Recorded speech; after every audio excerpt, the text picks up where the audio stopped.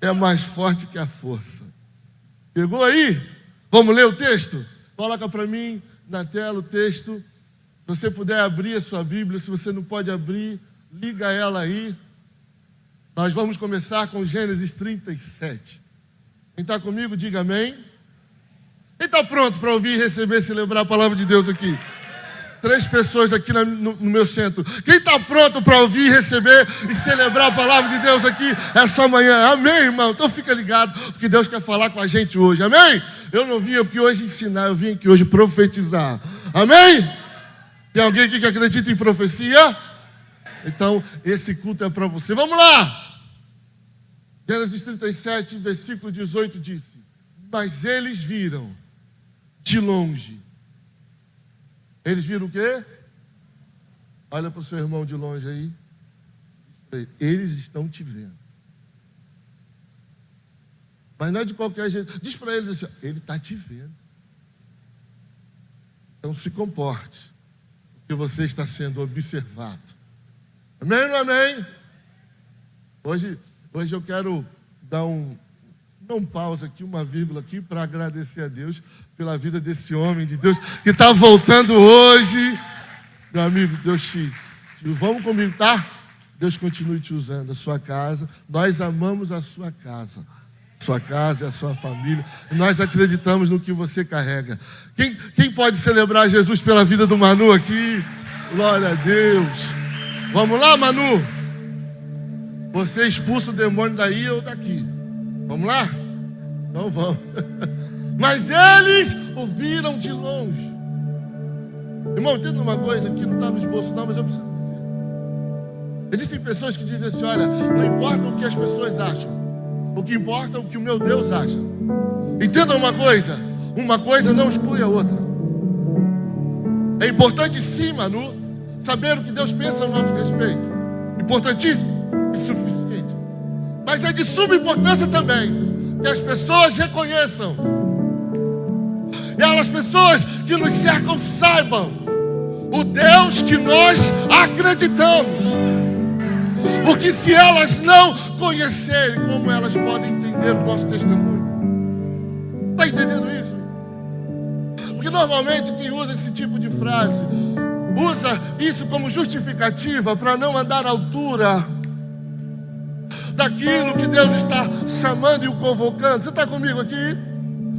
É gente que está usando, Manu, esse tipo de justificativa para continuar nos mesmos erros, para continuar caminhando na mesma rota de destruição.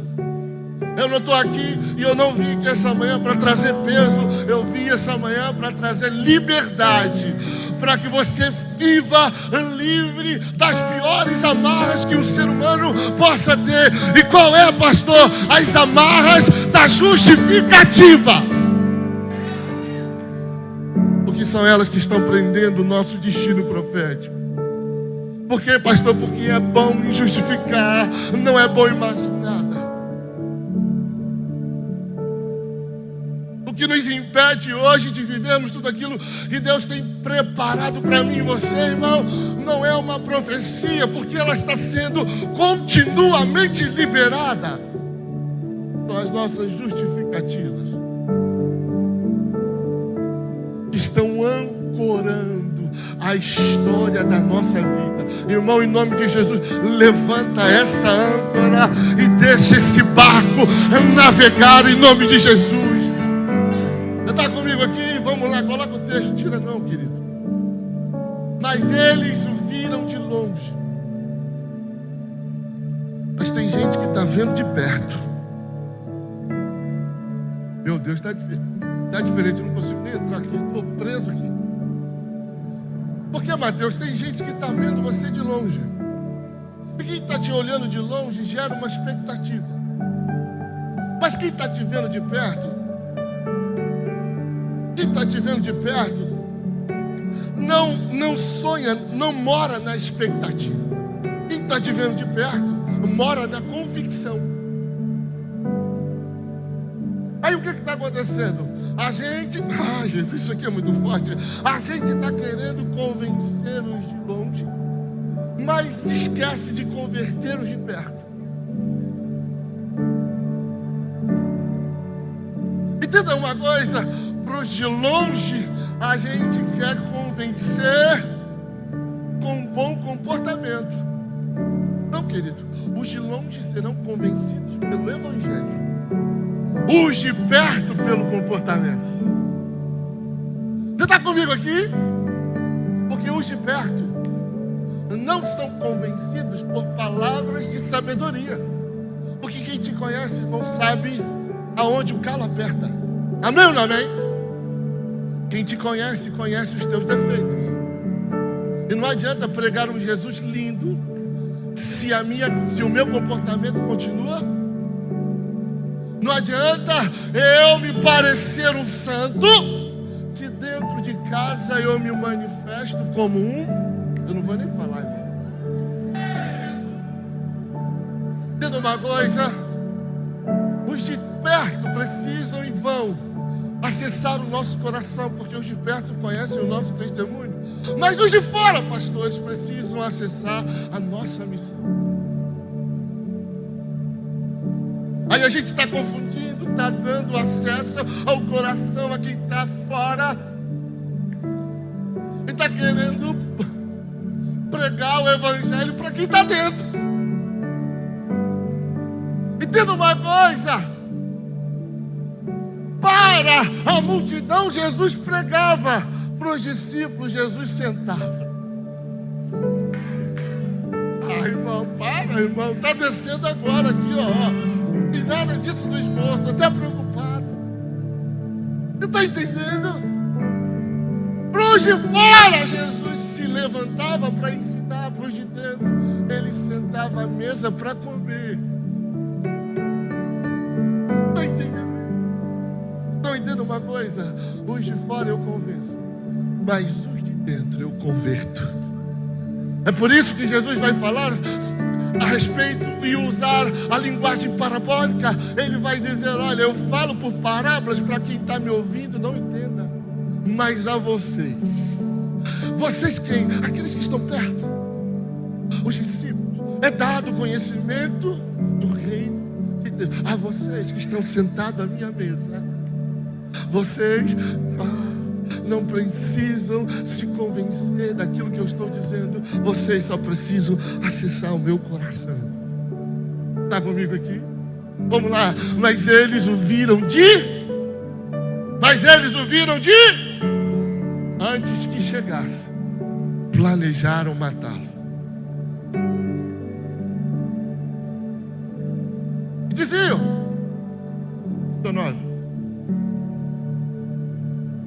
19, querido. E diz: lá veio aquele sonhador, diziam uns aos outros. Isso aqui é muito forte. Jesus, deixa eu pregar. Entenda uma coisa: quem está chamando José de sonhador é quem? É os irmãos de José.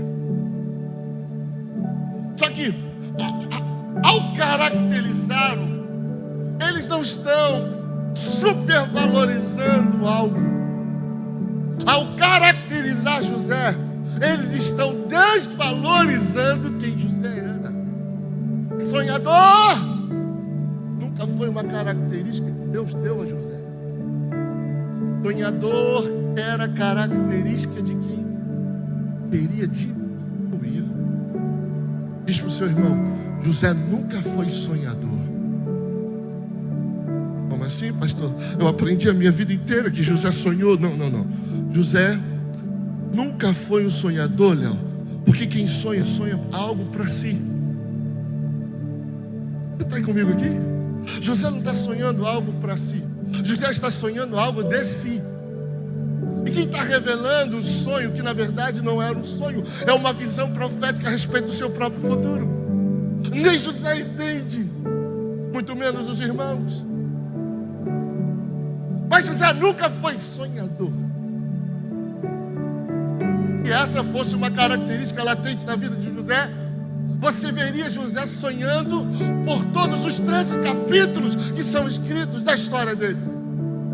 Mas essa é a única vez que a Bíblia vai relatar que José teve um sonho.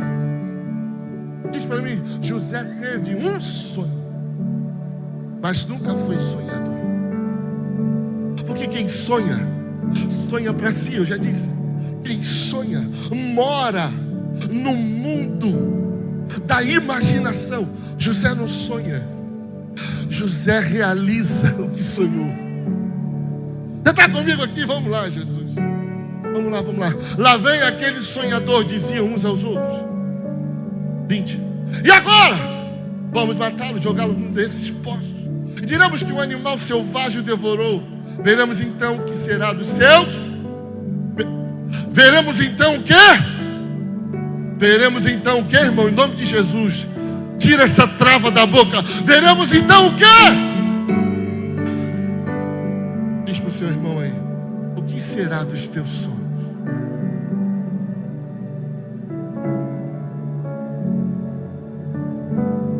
Pula para o capítulo 49, versículo 1.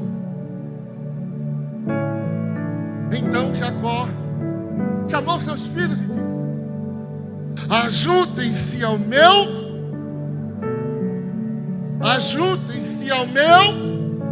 para que eu lhes diga o que acontecerá nos dias que... Então o que Jacó está fazendo? Está reunindo os filhos para liberar sobre os seus filhos uma profecia. Amém? Versículo 2. Reúnam-se para ouvir, filhos de Jacó. Ouçam o que diz Israel, seu Rubem. Aí vai começar. Você é o meu primogênito, minha força, o primeiro sinal do meu... Ele está falando com quem? Rubem, amém? Superior em honra, superior em poder, turbulento como as águas, já não será superior. Olha isso. Entenda uma coisa, o decreto começa a mudar exatamente pelo comportamento um tipo de vida que a gente está, entendam, que a gente está levando. Ele começa dizendo que Rubem é superior, mas no meio do caminho ele está dizendo: olha, já não mais será superior. Você vai entender por quê lá? Porque você subiu a cama do seu ao meu leito e me diz um pouco. Entenda uma coisa, Jesus, a desonra é a única coisa capaz de abortar os planos que Deus tem para mim e para a sua vida. Entenda uma coisa, Rubem está perdendo a posição por causa de uma desonra. A história de Rubem está sendo marcada não pelos seus feitos, está sendo marcada por uma desonra. Subir a cama do seu pai, se deitar com as concubinas do pai, desonra. Diz para o seu irmão: se desonra não pode habitar no nosso dicionário. Nós somos daqueles que honram. Nós somos daqueles que honram. Alguém pode acreditar nessa palavra? Nós somos daqueles que honram. Amém ou não amém? Pula para o versículo 22. Bota o 21. Gênesis 49, versículo 21. Diz para o seu irmão assim: Naftali é uma gazela. Agora olha para o seu irmão e diz assim: ele é uma gazela. Não ri não, hein?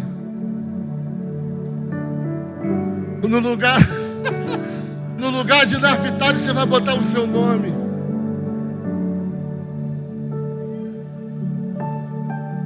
É só para deixar você relaxado.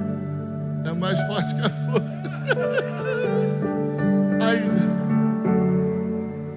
Léo ficou todo animado. Ele está falando comigo. Vocês são tudo avacalhados, gente. É sério. Diz para ele, Mateus: Léo é uma gazela livre.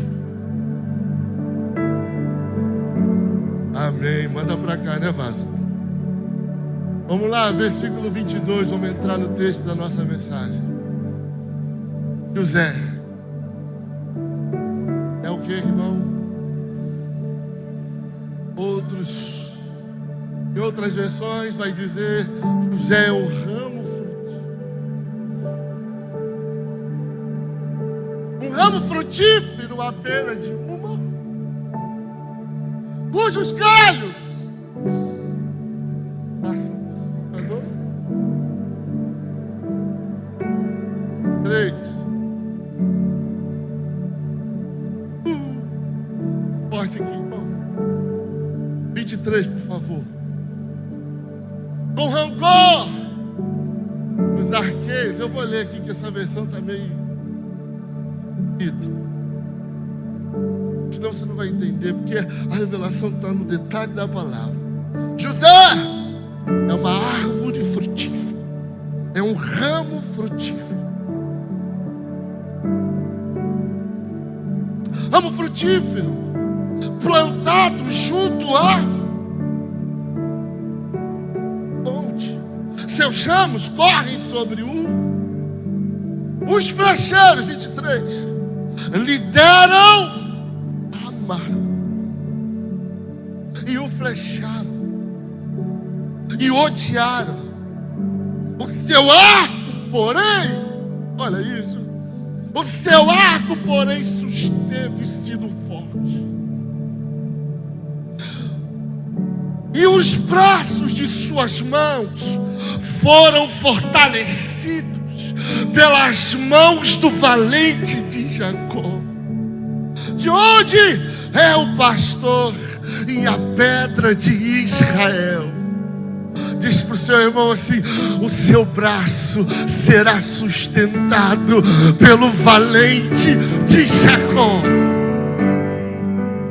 3 pessoas pegando.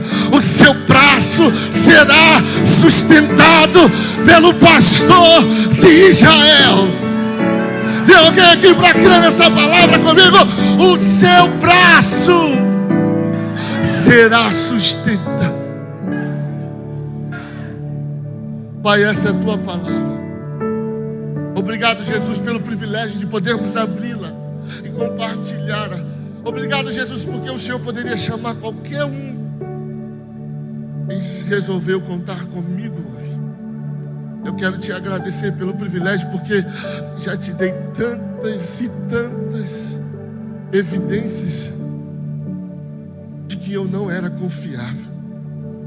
Mas mesmo assim o Senhor resolveu apostar tudo em mim.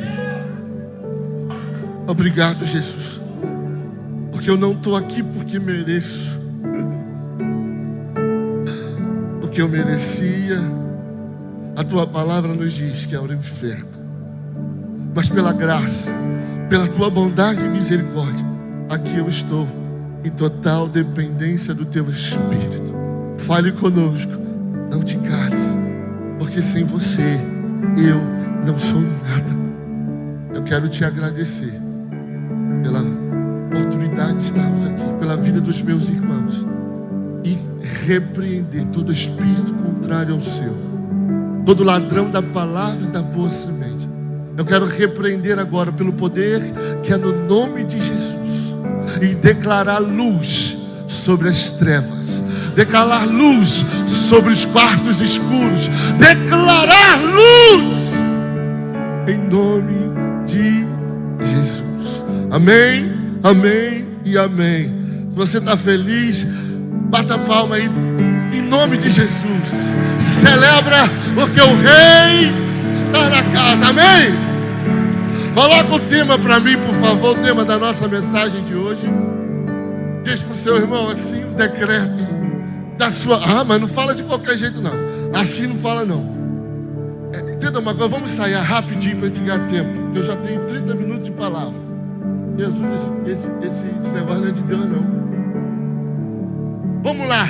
Você vai olhar rápido pro olho, no olho do seu irmão, irmão. Olha no olho. Ele vai dizer para ele: o decreto da sua... Irmão, mas é com voz de trombeta, de profeta, como se a partir de hoje a vida dele fosse ser transformada, porque eu acredito que você sairá daqui diferente de como entrou. Você acredita nisso? Vamos lá no 3. 1, 2, 3. Olha para ele e diz: o decreto da sua vida vai mudar.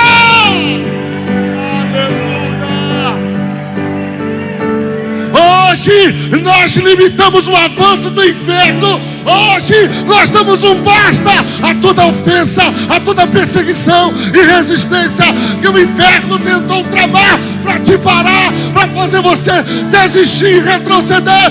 Hoje o decreto da sua vida vai mudar. Hoje nós damos uma voz à vida, a todo espírito de morte. Hoje nós dizemos que o decreto da sua vida vai mudar.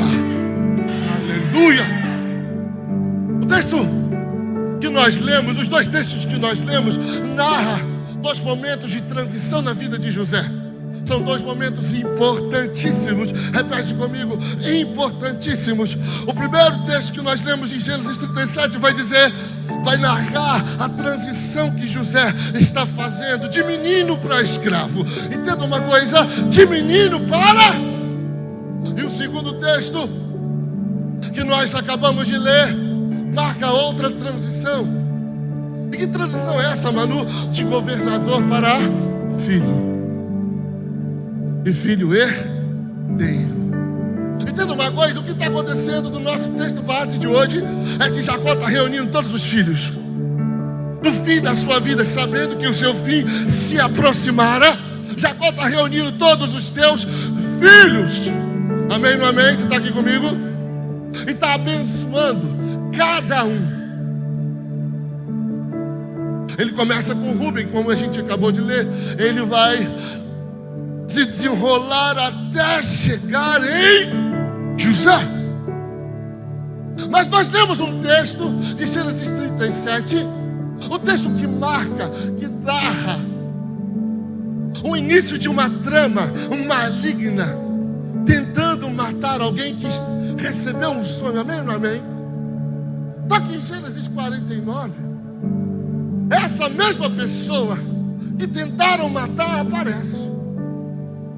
Peraí, eu quando estava lendo o texto de Gênesis 49, o Espírito Santo falou comigo: filho, o que está sendo falado aí? Jacó está abençoando José. Não, você não entendeu. O que está aparentando? Leia o texto todo, leia o capítulo todo. Não, eu li, Senhor. Ele primeiro começa com Rubem, ele vai desenrolar para todos os outros irmãos. Ele vai chegar em Naphtali, até chegar em José. Ele vai chegar em Benjamim, ele vai falar de todos os outros. Mas você não está prestando atenção. O Espírito disse para mim. Eu falei: Senhor, então me diz, porque eu não sei mais o que fazer, eu não sei mais o que pensar. O Espírito Santo falou comigo: tem alguém aí que não era para estar. Não, você não entendeu. Tem alguém aí nesse capítulo, Daniel, que não era para estar aqui. Aí eu perguntei para o Espírito Santo: como assim, pastor? Lê o versículo 22. Eu fui ler o versículo 22, o versículo da qual nós lemos agora. E o versículo começa assim: e José. E eu não continuei não entendendo nada. Aí o Espírito Santo me fez lembrar de uma coisa. Lembra lá em Gênesis 37 que o decreto era de morte. Olha isso aqui, irmão. Você lembra que lá em Gênesis 37 o decreto era de morte? Você está comigo aqui? Eu falei: Senhor, eu lembro. Agora, eu te pergunto: o que José está fazendo em Gênesis 49? Foi aonde nasceu o tema dessa mensagem. O Espírito Santo falou comigo: sabe por que ele está ali, filho? Porque plano do inferno nenhum pode alterar a rota. Meu Deus do céu! Porque nenhum plano do inferno pode mudar o decreto dos céus sobre a vida de quem Deus escolheu escrever uma história. Deus me trouxe aqui essa manhã para te dizer: eu não sei qual foi a notícia que você recebeu, mas eu vim aqui com o peito aberto e muita fé para te dizer: decreto da terra não tem poder de alterar uma palavra do céu que você recebeu. Se Deus falou, vai acontecer. Se Ele te mostrou, Ele vai te conduzir. Decretos da terra. Diz para o seu irmão: me ajuda a pregar. Plano da terra nenhum pode alterar um decreto de alguém que recebeu uma palavra do céu. Você está comigo aqui? Aleluia. Me ajuda a pregar. Diz para o seu irmão assim: ó, hoje os planos do inferno, com essa boca não, irmão, em nome de Jesus. Hoje a gente está dando ordem ao inferno. Não, em nome de Jesus, com autoridade. Entenda uma coisa, a gente fala manso com Deus, mas com Satanás e seus demônios a gente usa de autoridade. Amém?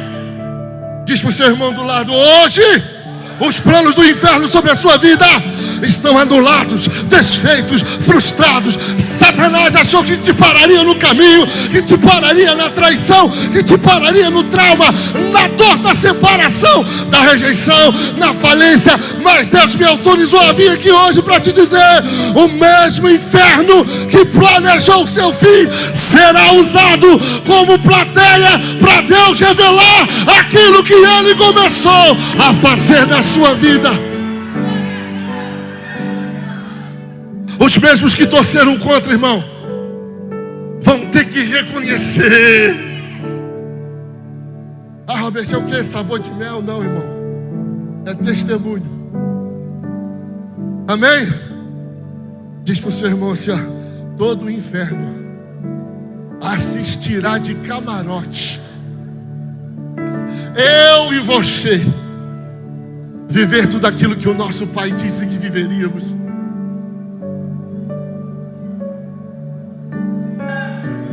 Aleluia. Nós não vamos parar, amor. Nós não vamos parar, pastor Daniel. Nós não vamos parar, pastor Mateus. Nós não vamos parar, pastor Tiago. Nós não vamos parar, pastor Léo. Nós não vamos parar diante da ofensa, meu Deus. Nós não vamos parar diante de notícia ruim. Nós não vamos parar, porque sobre nós existe um decreto que diz: vamos lançar o outro lado. Aleluia. O texto continua dizendo: José é um ramo. Repete comigo: José é ramo. Quando eu estava lendo, o Espírito Santo falou comigo: filho, ramo é graveto? Eu falei: não, ramo é ramo, graveto é. Então você precisa entender qual é a diferença de uma coisa para outra. Você está comigo aqui? Graveto é um galho seco, sem vida, desconectado da fonte. Ramo não. O ramo é a própria extensão da árvore, símbolo de vida e frutificação. Isso aqui é muito forte. Em João 15, Jesus vai dizer que Ele é a videira verdadeira e nós os ramos. E todo ramo que está nele, o texto está escrito: todo ramo que está nele, Ele o... Todo ramo que está nele, Ele o poda. Para quê? Para dar mais fruto. Mas todo ramo que não dá fruto, Ele o...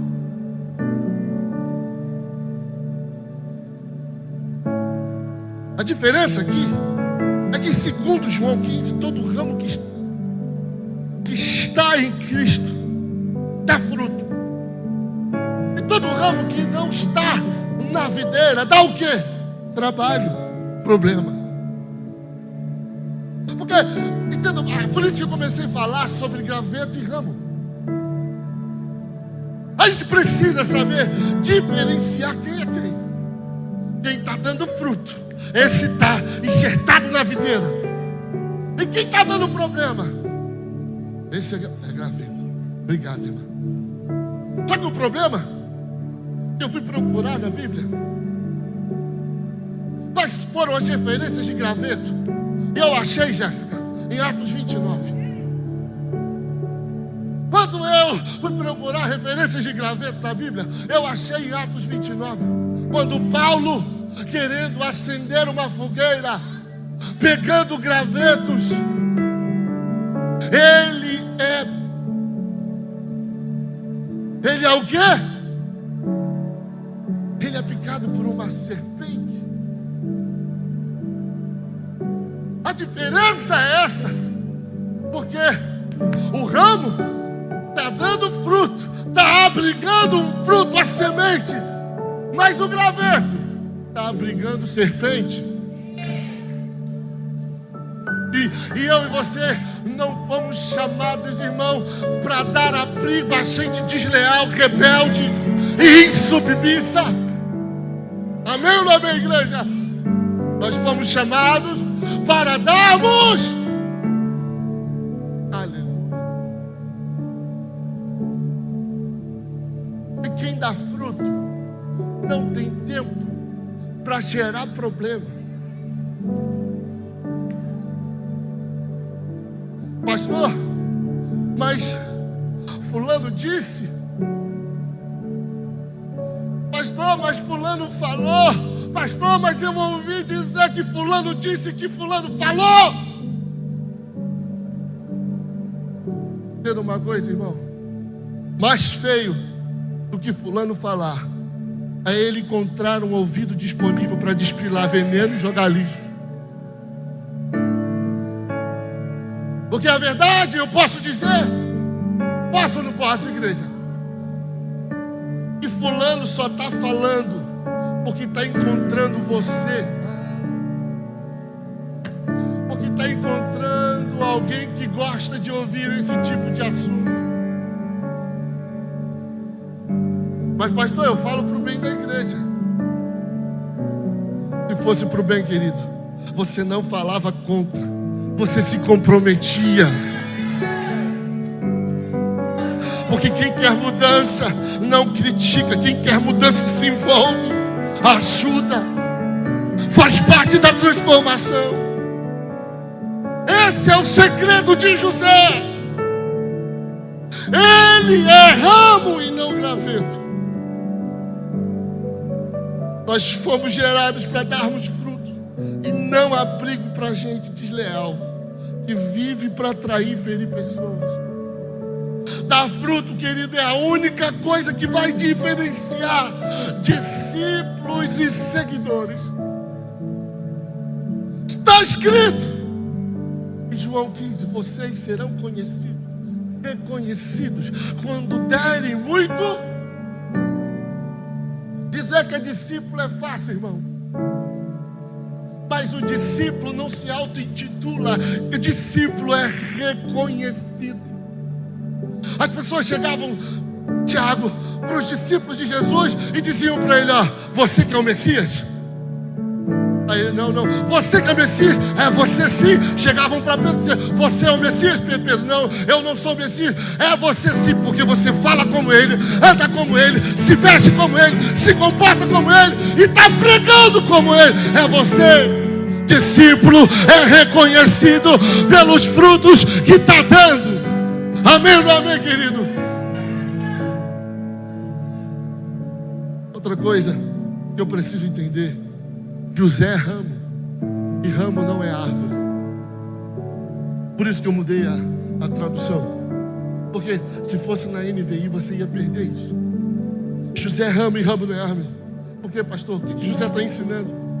José está dizendo para mim: não queira tirar o protagonismo de Deus na história de superação da sua vida. Árvore é árvore, ramo é ramo. Você está comigo aqui? Por quê, pastor? Porque a gente só chegou aonde chegou porque nos tornamos um ramo de uma árvore viva e poderosa. Nós somos a expressão e não o centro. Eu sou o servo e não o Senhor. Você está aqui comigo? Como assim, pastor? É simples. É gente que começou dependendo. Ah, meu Deus. Mas está terminando desdenhando a fonte que o colocou aonde ele está. Começou dependendo, começou do jeito certo, mas está terminando desdenhando a fonte. Amém ou não amém, gente? Vou pular para a gente ganhar tempo. O texto vai continuar dizendo a respeito de José. José é um ramo quê? José é um ramo frutífero. Entenda uma coisa, José aqui não é só uma extensão, ou seja, o ramo da árvore da qual ele está inserido, como também está revelando a todos o tipo de árvore que ele representa. Porque no Evangelho de Mateus, no capítulo 7, versículo 20, diz assim, que pelos seus frutos vocês serão conhecidos. A gente precisa entender qual é a diferença de fruto. O que é fruto e o que é conquista. Fruto fala de ações, comportamento, essência e não conquista. Quando a Bíblia se refere a fruto, ela está evidenciando uma parte do nosso caráter, da nossa essência, e não de uma conquista meramente dita. Quer um exemplo? Ganhar pessoas para Jesus não é fruto. Ganhar pessoas para Jesus é conquista. É algo que o Espírito Santo está conquistando através daquele que está falando. Ganhar pessoas para Jesus é evidência de uma presença divina que está se movimentando em nosso meio. Não é a Bíblia que nos ensina que é o Espírito Santo que convence o homem do pecado, da justiça e do juízo? Então, se está tendo novos começos, isso não é fruto de um sermão bem construído, bem elaborado. Não, se está tendo novos começos, se está tendo conversão, isso é sinal de uma presença divina que está se movimentando em nosso meio.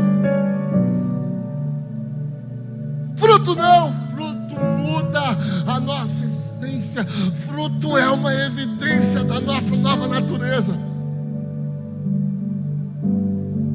Quando Jacó diz José é um ramo, ele está dizendo José manteve a sua essência, ou seja, a sua natureza intacta, mesmo diante de cenários impossíveis. Jacó está narrando a vida de José e resumindo, dizendo ele é um ramo frutífero, porque não parou nas ofensas, não parou nos poços e nem nas prisões. Ele se manteve intacto.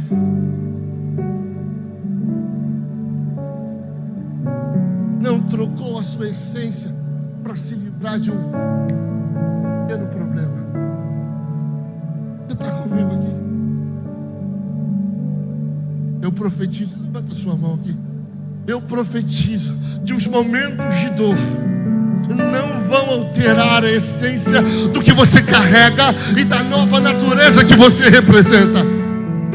Eu profetizo em nome de Jesus que os momentos de falta não vão alterar a sua rota, e os momentos de dor não vão te impedir de caminhar. Eu profetizo em nome de Jesus, e o que vai mudar é Satanás na sua frente, porque nós continuaremos avançando. Eu profetizo em nome de Jesus novos começos. Você vai além, você vai além, você vai além. Aleluia, aleluia, aleluia. Chama a banda para mim, por favor. Jéssica, é por isso que Satanás adora a dor. É por isso que o inferno adora trabalhar com a falta, com a dor. Por quê, pastor? porque Ele sabe que são a única maneira de mudar a essência, a natureza e o nosso destino. É a única maneira dele alterar a rota daqueles que nasceram de novo.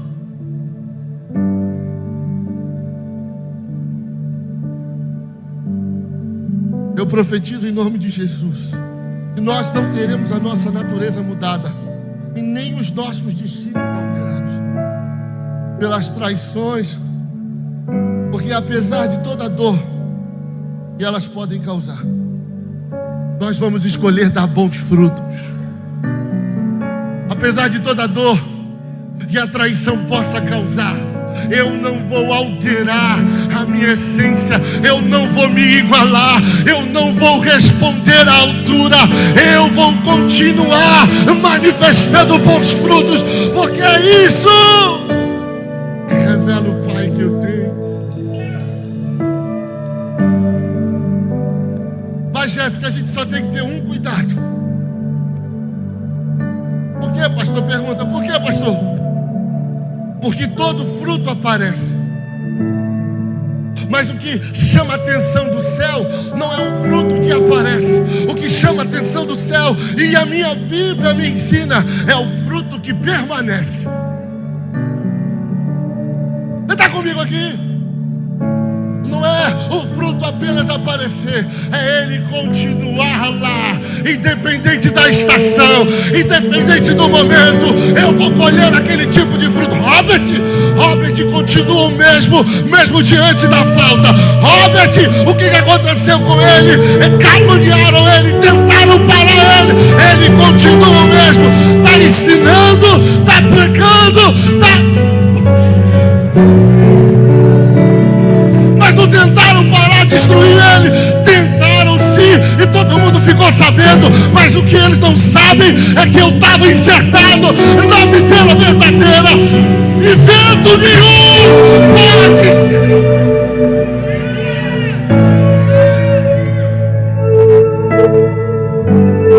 me perguntar: vai fazer o que, pastor? Eu vou continuar fazendo o que eu sempre quis, ensinando a palavra, pregando o evangelho, nem que seja para uma pessoa.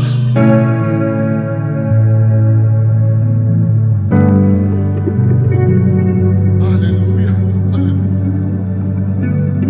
Diz para o seu irmão: o que atrai os céus não são os frutos que aparecem, mas aqueles que permanecem.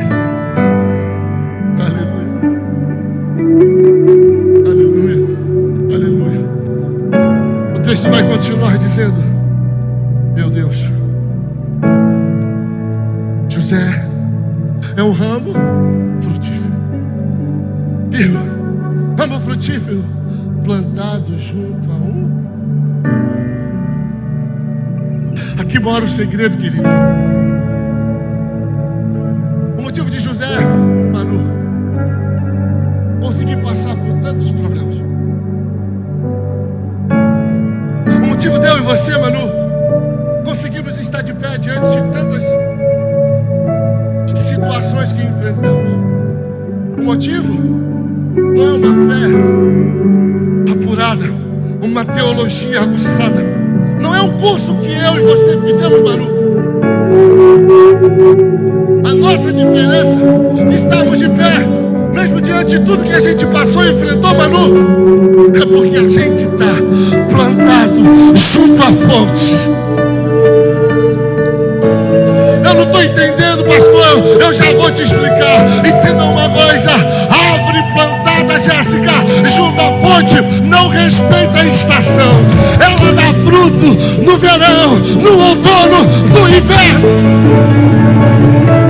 A árvore está plantada junto à fonte, floresce e frutifica o ano inteiro, independente das circunstâncias, independente do problema. Ela continua tendo fruto, ela continua tendo folha. Por quê, pastor? Porque hoje ela está apontando uma coisa. E que coisa é essa? O segredo é a fonte. O segredo é a fonte, não é?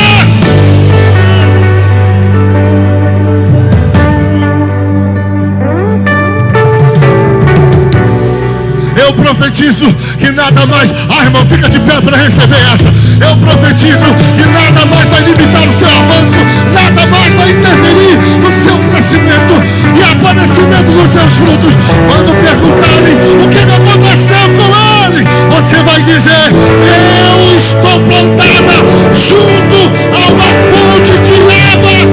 O decreto da sua vida vai mudar a partir do momento e você, meu Deus do céu, começar a entender a fonte.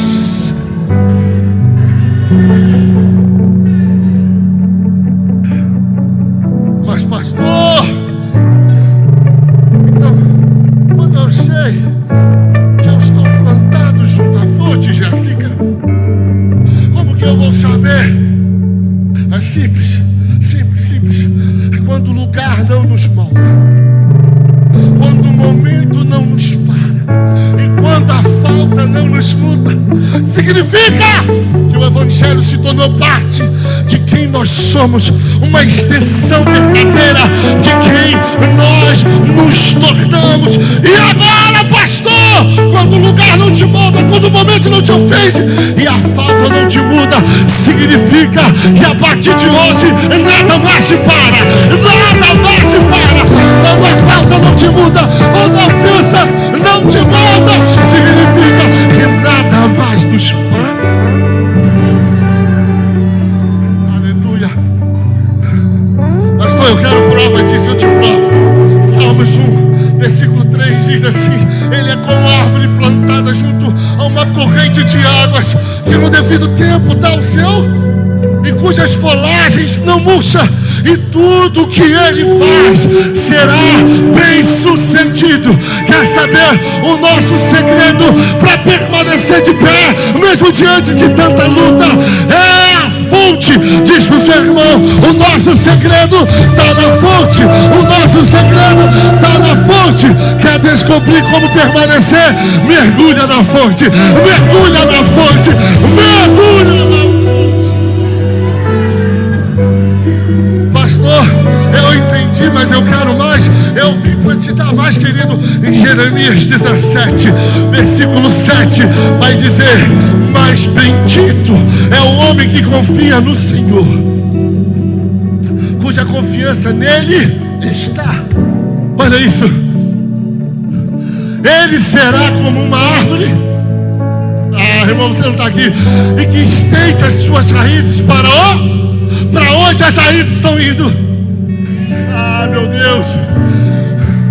Ela não temerá quando chegar o calor, porque as suas folhas estão sempre.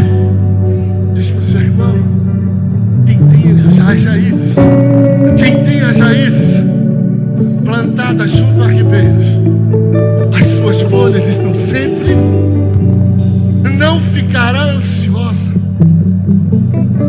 Diz para o seu irmão: sabe essa ansiedade que está tirando a tua paz? É porque você está longe da fonte. Sabe essa ansiedade que está tirando a sua alegria? É porque você está longe da fonte. O texto continua dizendo: não ficará ansiosa no ano da seca, nem deixará de dar. Próximo. O coração, não, é só até ali mesmo. Não deixará de dar frutos. Diz para o seu irmão: a nossa capacidade de frutificar não mora na eloquência da nossa voz. A nossa capacidade de frutificar não mora no tamanho do nosso ministério. A nossa capacidade de frutificar não mora na relevância da nossa vida chamada. Não. A nossa capacidade de frutificar mora e se estabelece porque estamos conectados a uma fonte. Diz para o seu irmão do lado e me ajuda a pregar: volta para a fonte, volta para a fonte, volta para a fonte, volta para a fonte. Porque o que está faltando para a gente avançar e romper com os limites que Satanás e o inferno está tentando é a fonte. Porque quem está na fonte não teme a seca.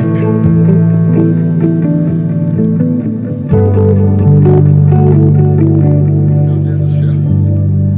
O texto vai continuar dizendo: os seus ramos correm sobre os muros. O texto vai continuar dizendo: os seus ramos correm sobre os muros. Como assim, pastor? Por cima do muro? Por cima do muro quer dizer que José não respeitou os limites impostos a ele por um povo que não viu o que a ele foi confiado. O muro de José, qual foi, pastor? Simples, eu vou te dizer. O muro de José foi o poço que os irmãos o colocaram, o poço da rejeição, da indiferença, o poço da inveja, para tentar apagar o rastro do sonhador. Entenda uma coisa: o poço dividiu sim a vida de José, mas não só dividiu, como também libertou. Meu Deus, isso aqui é poderoso. O poço dividiu sim a vida de José, mas não só dividiu, como também libertou ele. Libertou de quê, pastor? Da opressão da casa do seu pai. Como assim, pastor? Que opressão que José vivia na casa do seu pai. Ter que lidar com gente que não sonha, querendo matar os seus. Como assim, pastor? O poço foi o sepulcro do sonhador. Meu Deus do céu, não era para José. O poço era a tentativa de parar os sonhos que Deus deu a ele. Está escrito no texto que a gente leu, em Gênesis 37. Então veremos o que será dos seus sonhos. Entenda isso. Quando o inferno entender que não pode te matar e não pode parar, ele vai tentar, meu Deus do céu, fazer com que a gente desista dos sonhos que Deus confiou a gente. Mas, pastor, eu não estou entendendo por que os irmãos de José tinham tanto ódio dos sonhos que Deus deu a ele. Porque, entenda uma coisa, pastor Daniel: sonhar é consequência de quem está crescendo e evidência de quem não se acomodou com o momento. A verdade é que o crescimento de José era como uma ofensa para aqueles que decidiram permanecer pequenos. É por isso que tem tanta gente resistindo ao seu avanço. Não é por sua causa, é pelos sonhos que Deus confiou a você. Por quê, pastor? Porque o medo deles não envolve Robert. O medo deles, o medo do inferno, é que os sonhos de Deus podem fazer com Robert. É onde o Robert pode chegar quando decidir viver aquilo que Deus sonhou para ele. O medo do inferno mora aqui. Não é saber que você vem à igreja todos os dias. Não é saber que você frequenta todos os G6. O medo do inferno mora numa posição.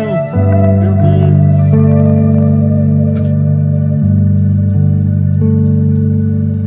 Entenda isso: os teus inimigos não têm medo de você.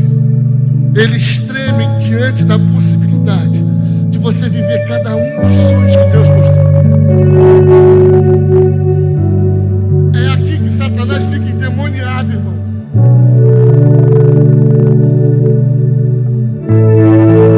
A verdade é que tem gente que achou que o poço era o fim de José, que José não sonharia mais, que não pregaria mais, que não cantaria mais. Mas eles não sabiam que para toda grande árvore crescer e dar frutos, primeiro ela precisa ser o que? Plantada.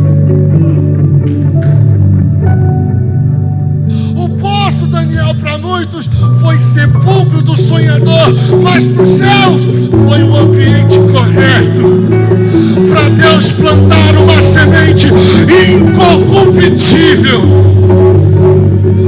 Como assim, pastor? Quanto mais fundo, mais alto. Quanto mais fundo, mais alto José se torna. Quanto mais profundo, mais relevante José seria. Eles não estavam matando José.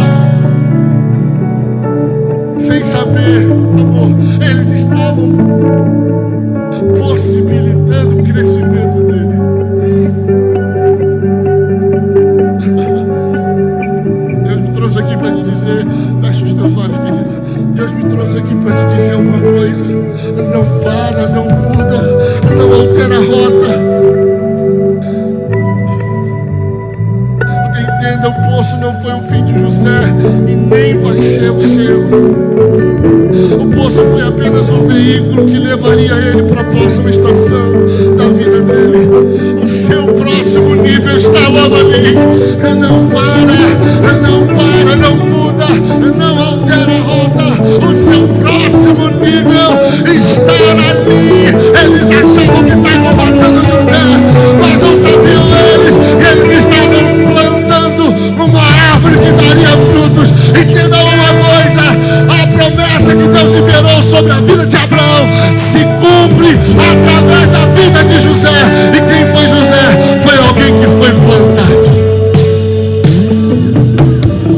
Entram 70 pessoas no Egito, mas saem do Egito mais de 3 milhões. Sabe o que eu estou querendo te dizer, querido?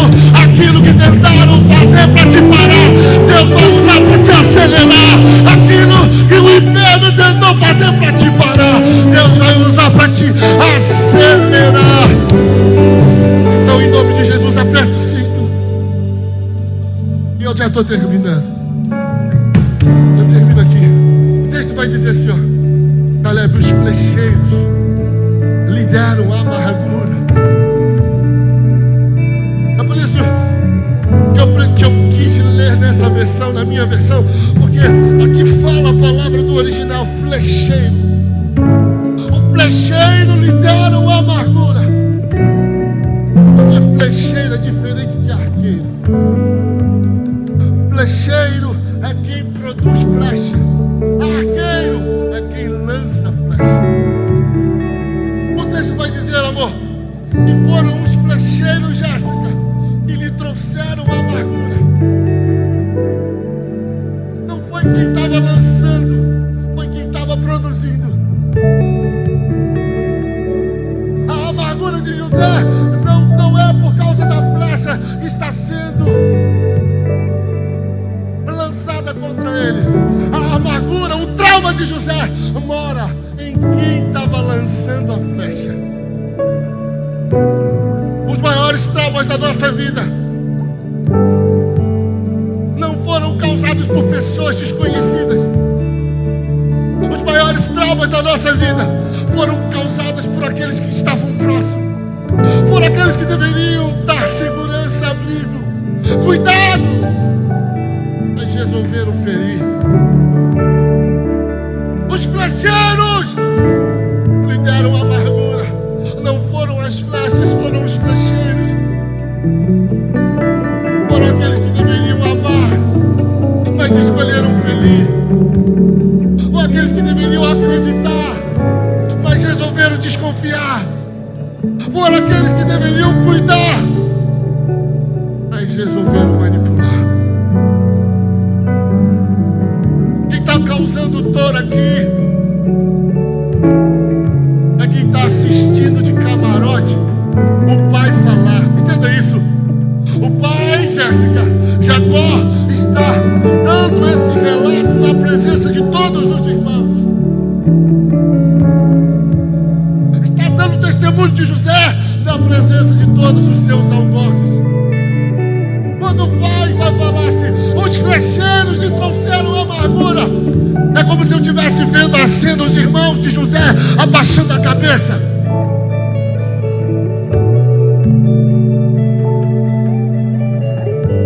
Entenda uma coisa: Jacó aqui não diminui a mensagem com medo de constranger quem está ouvindo. Por quê, pastor? Porque a história vai lembrar dos flecheiros maus. Então entenda uma coisa: Jesus está nos trazendo aqui essa manhã para dizer: escolha bem as flechas que você vai lançar. Porque, meu Deus do céu, se você escolher ferir, você será lembrado pela ferida que causou. Mas se você escolher acreditar, você também será lembrado. Por isso, não foi o que falaram, pastor. A dor não veio pelo que falaram. Na verdade, doeu foi saber quem falou. Não foi o que fizeram, doeu foi saber quem tinha feito. O problema não foi a causa, mas de quem ela veio.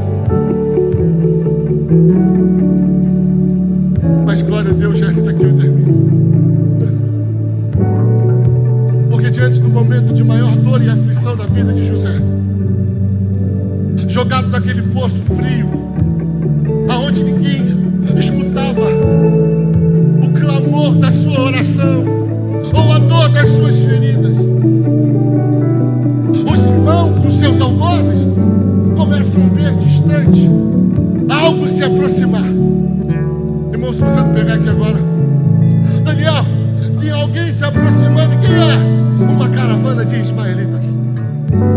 Aí eu fui entender o que isso significa. Entenda uma coisa: eles, o texto é claro dizer que eles estavam vindo de Gileade, eles estavam indo para o Egito. Eu fui procurar saber qual que é o tempo de percurso entre Gileade, em Canaã, até o Egito.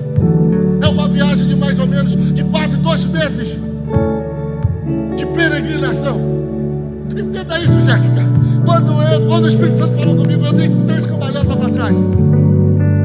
Eles estavam jogando José no poço, mas Deus estava enviando uma caravana. Você não entendeu? Entenda uma coisa: essa caravana vinha trazendo, Jéssica, 3 especiarias: aromatá, bálsamo e mirra. Você sabe o que significa bálsamo? Remédio curativo para todas as nossas dores e enfermidades. Antes dos irmãos jogar José no poço, Deus já estava preparando o alívio, Deus já está preparando a cura. Eles não... Aqui você vai pular comigo. Eu fui entender, eu fui. Por que ismaelitas? Por que a Bíblia deixa clara a origem da caravana?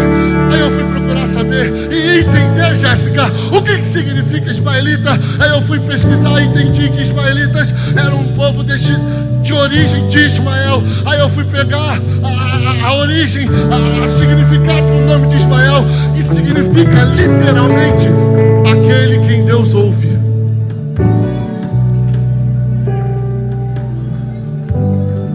Diz para o seu irmão assim: olha, os teus inimigos e os teus amigos podem até não ouvir o clamor da tua oração ou a dor do teu coração, mas hoje eu vim aqui para te dizer: existe um Deus que está ouvindo, existe um Deus que está ouvindo, e Ele está mandando a cura, Ele está mandando.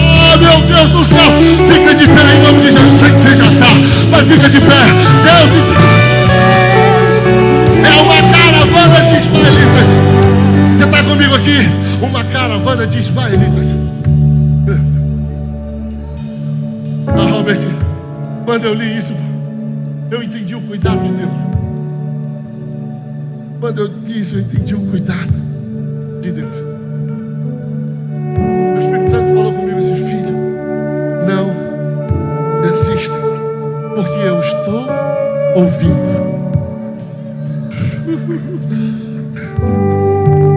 Ismael significa Deus ouviu. Mas ouviu o que, pastor? 2 coisas. Primeira coisa é o clamor da sua oração. E ele está ouvindo a segunda coisa. O que é, John? A trama dos teus inimigos. Para o clamor da sua oração, Deus está enviando transporte para a sua próxima estação. O grito de socorro que os seus irmãos não ouviram, Deus me trouxe aqui para te dizer: eu ouvi o teu grito de socorro quando você não conseguiu dizer uma palavra, mas eu ouvi o que o seu coração estava gritando. Eu ouvi. Quem está do seu lado pode não ter visto, pode não ter ouvido, pode ter passado despercebido, mas Deus me trouxe aqui para te dizer: eu ouvi.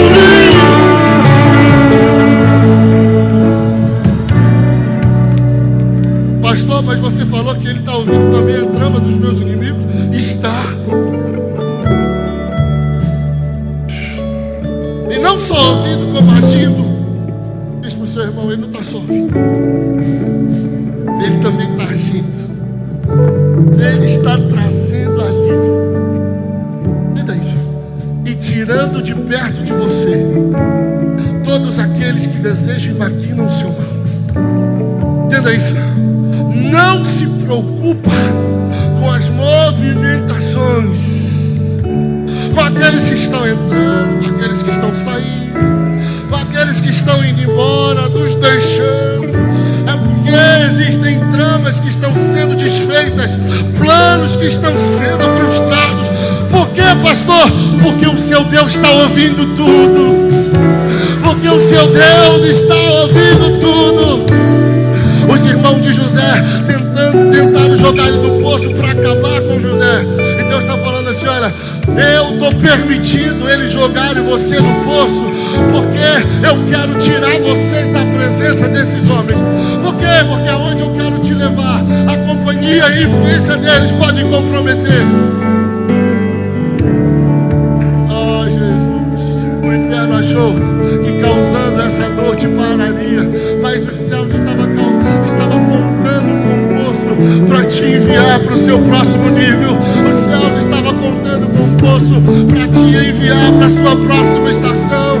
José precisava conhecer o Egito, e foi através de um poço, de uma caravana, de uma resposta, e ele chegou ao trono do Egito. O que eu estou querendo dizer para você essa manhã é: não importa o que te fizeram, entenda uma coisa: o Pai que te chamou não perde o controle de nada. O Pai que te chamou continua confiando,